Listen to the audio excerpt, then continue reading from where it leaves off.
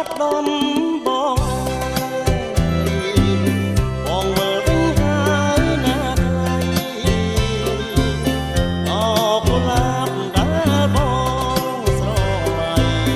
ថាថ្លៃនៅណាអូនបងត្រឡប់មករក10ឆ្នាំផុតទៅហើយស្រួលអនផ្ទះសាចង់ជួបមុខអូនថាអូនអយ៉ាងណាទៅស្រីបងឮតែគេប្រាប់ថាស្រង់ជីវ៉ាអូនអអត់បីអូនមានល្អជាងការចំបីសៀមរាបថ្លៃ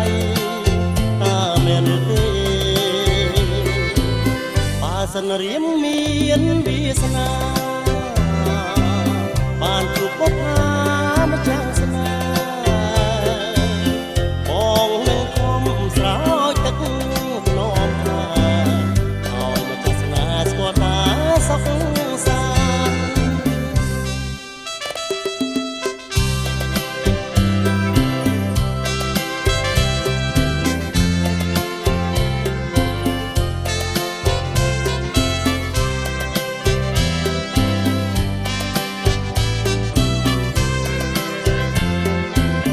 ប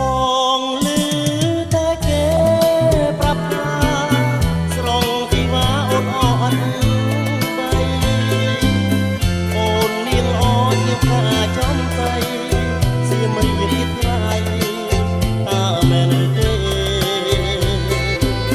បើសិនរៀមមាន